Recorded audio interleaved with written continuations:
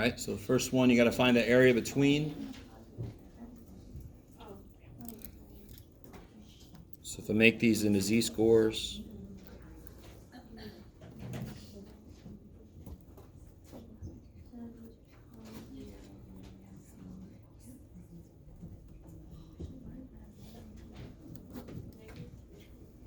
all right, so what do you guys get for the z-score for 930? Huh? Negative 0.27? Yeah, that sounds familiar. And what about for 1200? 1.7, right? Okay. I like it. So again, if it's normally distributed, all the answers. If I get z-scores, that kind of informs you why the process is that. Make x's into z's, because if it's normal, I can then look up all the answers to whatever question they ask me. So when I look up negative 0.27, what do you guys get? Or when you look it up, I guess. If I looked it up, I'd get some.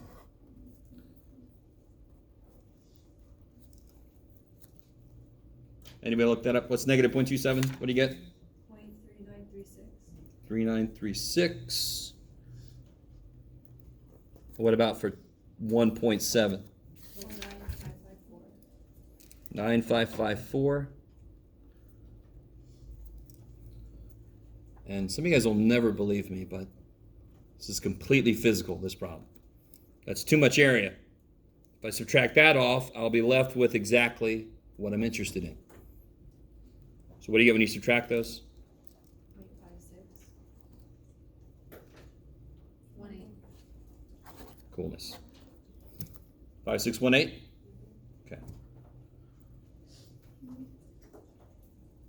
So that is a standard classic z-score problem. This one is almost the same as what we did earlier, 15th percentile. So where's that going to be? Area. Left. So if I can look up what that z-score is for 0.15. So 0.15, so the closest I can get, what'd you guys get? Columbus, Christopher Columbus. What the hell are you talking about, Jeff? 1492, come on. Columbus sailed the ocean blue and destroyed a whole civilization, but we get past it. Negative 1.04.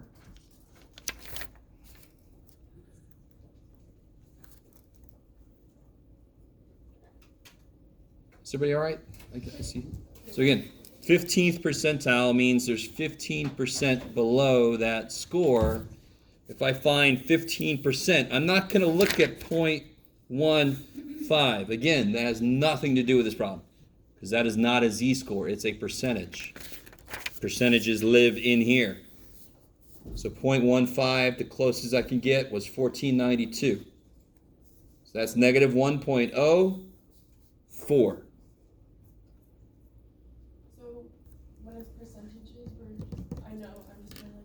I'm with you. Now watch. I want this really. Now watch. Is everybody cool with this thing I did earlier? As I move along, more and more areas below a certain z-score, right? If I take another step up, there's going to be more area below there, correct? That's why this chart could be made. If I look up a z-score, it could tell me exactly how much area I've passed. Well, I should be able to do it the other way around. I should be able to see, well, I've passed this much area. Where am I now? So this chart works both ways. It's sort of like, can you convert feet to inches? Yes. How many inches in a foot? 12. All right. Can you convert inches to feet? Yes. You can go both ways. Can I convert x's to z-scores to percentages? Yes. Can I convert percentages back to z-scores? Yes. Just do the opposite of what you just did. So if I know the z, I get the area. If I know the area, I get the z-score. It works both ways. Right? Math always goes both ways. You can be jealous if you want to. So now, the question wants a rent. You wish that they would pay you $1.04 for living there. That would be awesome.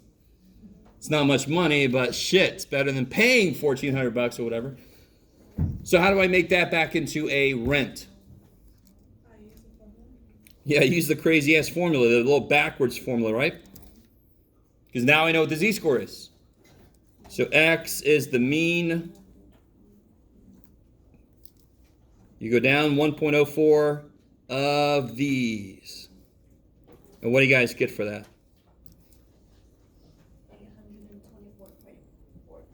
824.45. So if there is a New Zealander in that district that is paying $824.45 a month in rent, they are in the 15th percentile. That is happy, because only 15% pay less than they do. I like it. And then this guy got everybody freaked out a little bit. But I just want to make sure you can read the chart correctly. If you convert 1600 to a z-score, what do you guys get? 1.6. Yeah, 4.62. And if you look at the chart, it stops. It kind of gives up at 3.5, right? It says, oh man, I'm tired. What about you? But can you see how little they're changing up here? How little the areas are changing? Do you guys see that? I'm going to say yes, you do. Why does it make sense? Because way the flippin' hell out here, if I move a little bit, have I picked up a lot of area? No, in here, if I move a little bit, have I picked up a lot of area? Shit, yes. That's why it's changing a lot close to the mean, and it's not changing very much further away because there's very little stuff out there. So this chart says, screw it. Just use 0.999 for anything above 3.5. Me, 4.62 is way up above 3.5. Right? 2 steps away is weird. 3.5 steps away is holy shit. 4.6 steps away is like, no. I would say it's approximately 100% below that shit. Approximately 0 above it. But if you want to use what the chart says, you should get what? So if you use the chart, how much is here? 0.9999. So how much is here? 0.0001. Which that by itself for most humans is about 0, right? If you had a 0.01% chance of something, you're like, well, that's not going to happen. Could it happen? Yeah. How likely? Not at all. All right, so me, I would also accept about 0% as an answer. Anything off the chart is either going to be about 100% or about 0%. If you don't understand what I'm saying, just use the chart, use their numbers, it's fine. Okay. All right, and then we leave New Zealand, unfortunately, and we come back to San Diego. Now, of course, what's missing from this picture, I'm just looking at rent. So, like, what's the average income? Well, that's a separate question, right? So San Diego, you get paid more on average. Some of you guys might not feel like it, but yes, you do. And so they can charge more for rent. What the shit? But anyway, so this one is going to be just like the first problem for New Zealand. I put down 2703.74. I just looked up that this morning. And then between 2,000 and 3,000. So all I got to do there, exactly the same thing we did up here. Same problem. Make 2 z-scores, look up the areas. What do you guys get for the 2 z-scores? -2. Negative 2.0. Neat. And what was the other one? 0.84. Did you guys, everybody get that? So when you look those 2 areas up, you subtract the areas. I like it. You never subtract z-scores like I was saying earlier, because then that makes you somewhere else. It's not related to these numbers anymore. You're answering a different question. So let's see. What do you get for these areas? Negative 2.00. I get 0.0228. And for this big ass one, when I look that up, I get, what do you guys get? 7995, right? No, am I looking at the right thing? Yes, 0.84, 7995. Does it sound familiar? You guys get that? Okay. And then you just have to do what? Subtract. So you get 0.7767? No, yes? Okay, good. Try to do that just staring at it.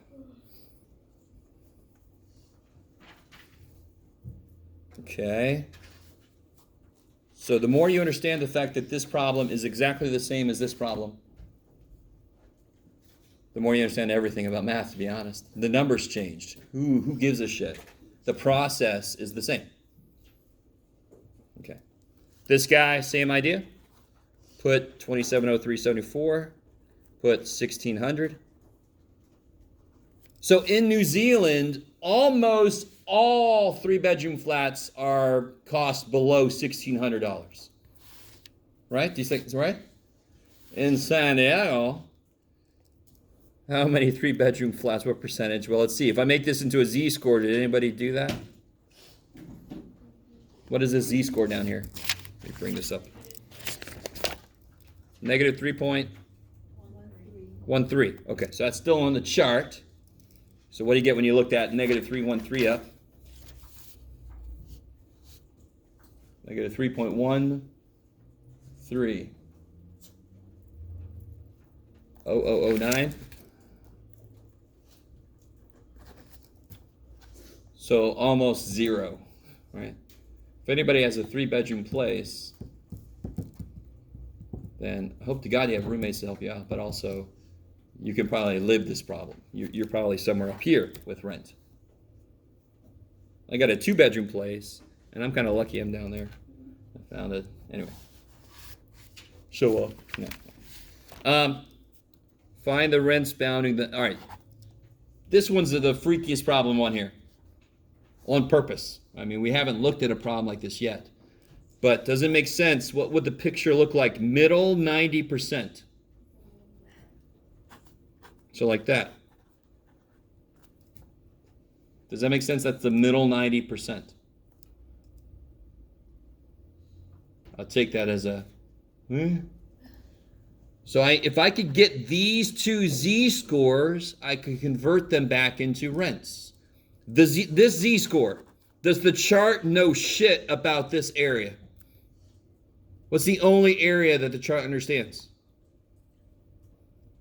The area that is where? Below a z-score. So if I want this z-score, what area is below it? 0.05. There's 90% in, there's 10% out, there's 5% on each side. So what do you get when you look up 0.05? This should sound familiar. Yeah, you get negative 1.645. What's this going to be? This one should require no work. Positive 1.645 because the whole picture is symmetric. Wookie, wookie, wookie.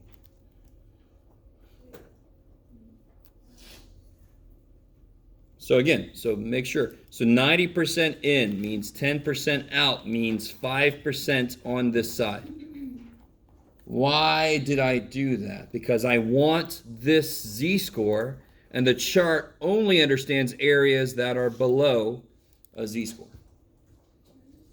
So if there's a z-score somewhere that I want, and I can get the area below it, I can find out what that is in a normal curve. Yes? Can you go over how you got the negative point? Yeah, here we go. So I'm trying to find 0.05, right? Yeah. So 0.05, 0.05. There we go. Oh, okay. I keep doing it on like. I'm doing it on. Oh, you keep doing it over here. So No, yeah. I'm doing it on top. Like No, I'm with you. I know what you mean. So now I just got to convert those back into rent. So I just use this formula twice. So really watch. Let me see if you guys get this. I can do this.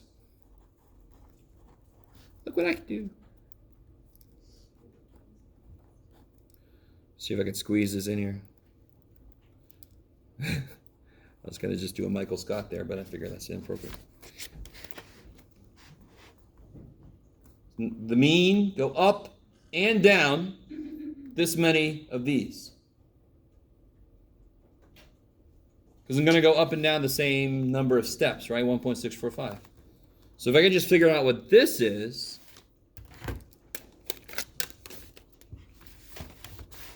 let's see, 1.645 times, can't read my own, 352.5 0.21. Bam. So 579 point blah, blah, blah. That's the New Zealand number. What's the New Zealand number? 966. Oh, I'm being so optimistic about San Diego. That's hilarious. So 2703.74. There you go. Plus or minus 579.39. You might not have done it this way. That's fine. Right? But you're going to do that minus this times the standard deviation and that plus this times the standard deviation. You're going to use that x equals mu plus z sigma thing twice. I'm just kind of writing it all in one line because I'm lazy. So I can do 2703.74. There you go, Jeff. Minus 579.39 and plus 579.39. So you get those two numbers. So 90% of three-bedroom places in San Diego cost between those amounts. And you could probably imagine which neighborhood those reference, each one.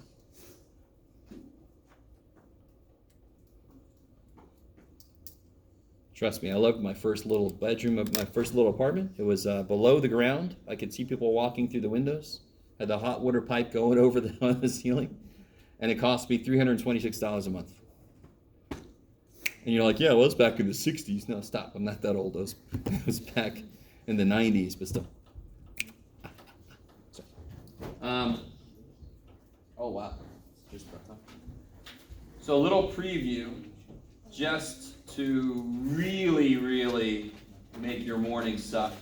I'm not going to let you out yet. A little preview of what we're going to get into. So in statistics, what is it that we normally work with in statistics? A what? Sample. A sample, kick ass. I liked the smart ass answer at first, but in statistics, Jeff, we work with statistics.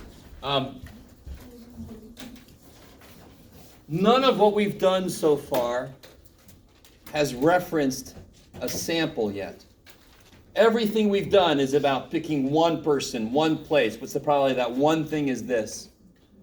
I don't know if you've picked up on that, but that's the truth. And don't we normally take samples? Yes, we do. So,